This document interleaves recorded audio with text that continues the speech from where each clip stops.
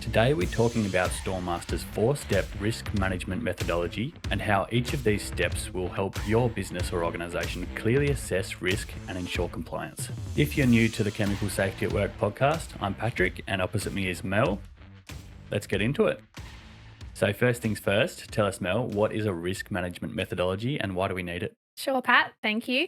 So, a risk management methodology is a systemized process to walk through and identify any risks.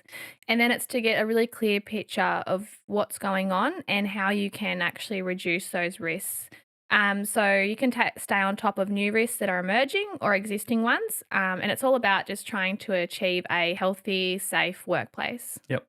And what are those 4 steps? Sure. So the 4-step methodology is identify, assess, control, and sustain. So step 1 being identify, you need to go through, check what chemicals you have on site, what dangerous goods, identify the quantities, the classes of dangerous goods. This can be assisted by, say, a safety data sheet. Most organizations already have a chemical manifest on site, so you can utilize this. But it's really about just identifying those substances Yep. and their risks or hazards to begin. And so why is the location of where the chemical is stored important? That's a really good point. So the location of your chemicals, you really want to take note of that because that can be a key indicator of the risk level. So ideally, of course, you want to keep your chemicals away from public places, protected places, which is anywhere that, individuals gather, for example, like lunchrooms or offices.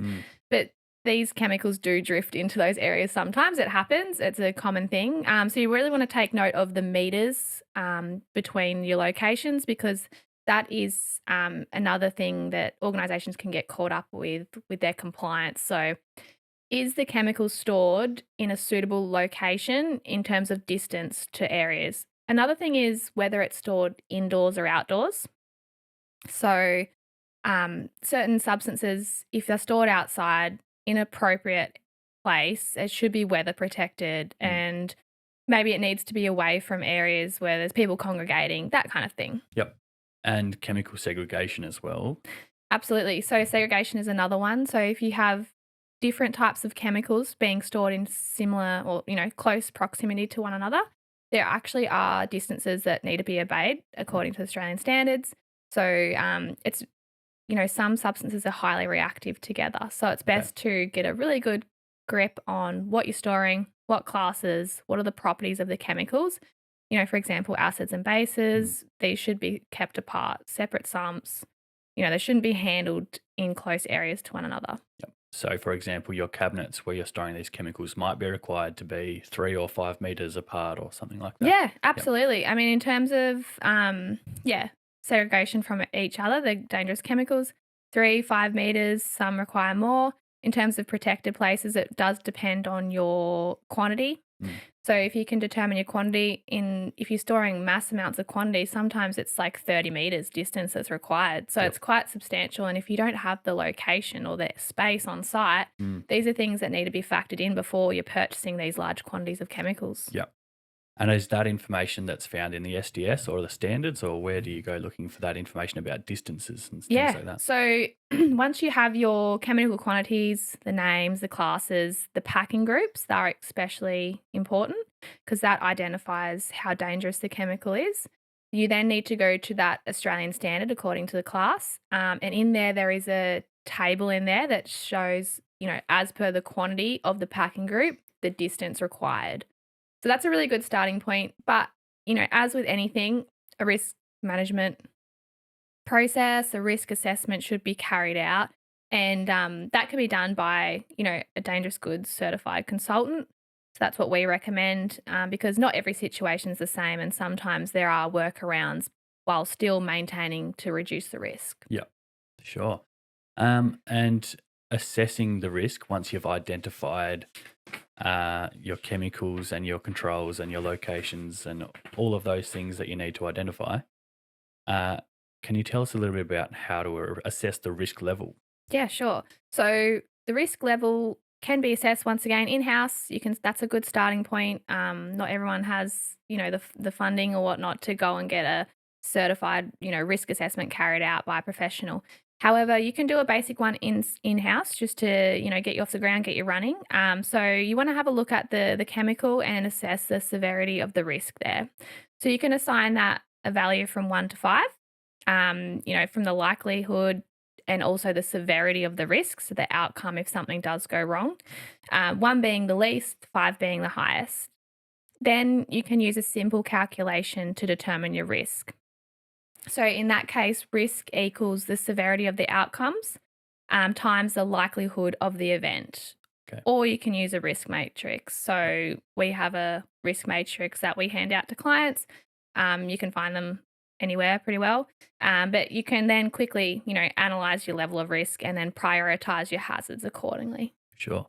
So if the likelihood of it occurring is very high, say it's a 5, Mm, and then the consequences of that event occurring is also a 5, times by 5, 25 is yeah, the highest absolutely. and the worst. So I'd be prioritizing that first to get some, control Yep. happening. And so there are several ways to control or reduce or eliminate a risk once it's been assessed. That's right. So when you're looking to control your risk, you really want to use the hierarchy of control. That's a good starting place.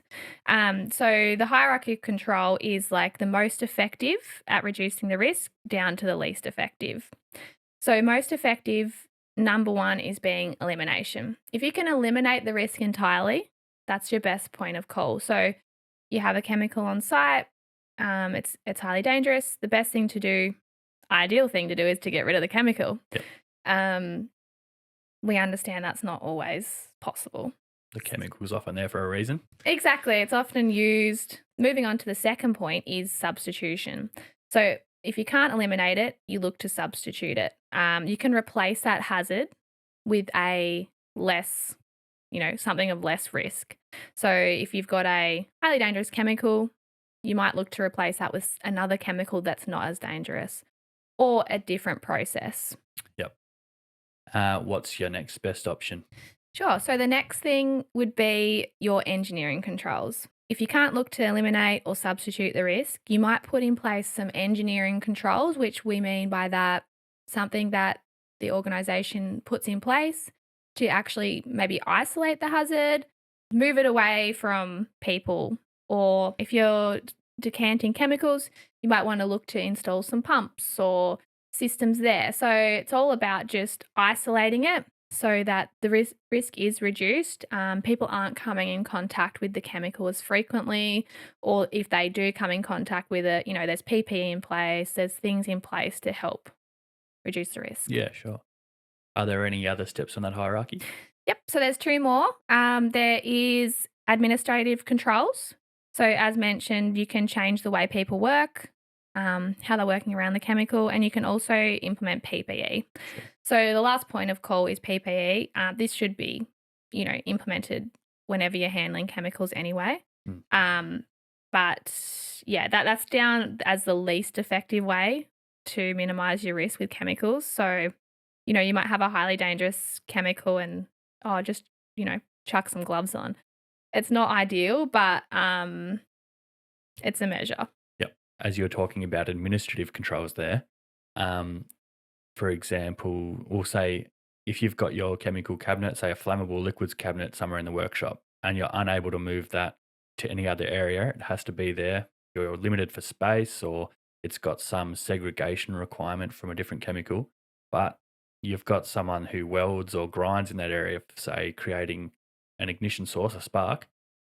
So it might be easier to look for somewhere else for that person to do that task rather than trying to move the chemical, eliminate the chemical, say zoning off that area as a protected or hazardous area where you keep ignition sources out of. Exactly. So the administrative controls is really, if you can't move that chemical that you've got, isolate it, you can change the work methods around it. So, like you say, if someone's welding, let's move that location elsewhere. Let's put up some zoning, make sure the distances are in place. It's just really about your systems and implementing the safe work methods there. So once you've identified and assessed the risk and you've got these controls and processes in place, how can you sustain that safety level? Yeah, sure. So it's not enough just to identify, assess, and control. You need to sustain your compliance and your safety on site. That means regular investment in time and energy and sometimes money to make sure that these things don't go amiss and don't go astray. So it includes things like carrying out regular risk assessments. As I said, things change often on site. Maybe you put in place to carry them out weekly, monthly, have those checks in place. Another thing you want to do is to make sure that no new hazards are occurring. So, you had first initial chemicals being stored or managed. Let's go and look, is there new risks occurring? How can those be measured? You also want to check SDS sheets. So the chemicals, are they changing themselves? Go back, check with your suppliers, your chemical suppliers, make sure that there's no changes there and your risk is still being adequately managed. You can actually subscribe to Standards Australia and you can subscribe to those separate standards and make sure you're notified of any updates or anything new that's arising. You can also be in contact with people that are in the industry. So, of course, networking and keeping in contact with people, organisations such as WorkSafe, you can subscribe to their newsletter, their notifications, and they'll keep you updated as well. Yeah, great. So at the core of it all, it's all about safety, but compliance, legal compliance is obviously very important. So how do you ensure that you're compliant and staying compliant? Absolutely. That's a key point. So with that, we do recommend that you have yearly, annually, an external compliance person come on site. So a dangerous goods consultant to conduct a formal risk assessment. That's your best way to get an overall view of what's happening on site and make sure your people are protected. So hopefully now you have a bit of an understanding about risk control methodology. We strongly recommend that this is something that all businesses carrying chemicals on site undertake themselves at the very least. If you've done it in-house, you're feeling pretty confident with that, that's great. But we do always recommend a professional should undertake an audit just to get that second perspective. They might, uncover things that could be missed. But carrying out this risk management methodology yourself internally is a really great starting place. Just remember that identify, assess, control, and sustain. If you want to take this a bit further, we've got some great resources on our website in our Knowledge Centre. Some blog posts that'll get up you there. started. You might be able to use some of those materials to help you guide you through that process and train your staff and talk to the staff about what they should know. That's a great starting point. And if you need further guidance from there or you're still a bit unsure, reach out to one of our consultants at Storemasta. We can certainly point you in the right direction. If we can't assist you, we have a large network of individuals that can, professionals, and we can refer you to them. Thank you very much for tuning in again, and join us again next week for another discussion on dangerous goods. Thanks very much. Thanks, everyone.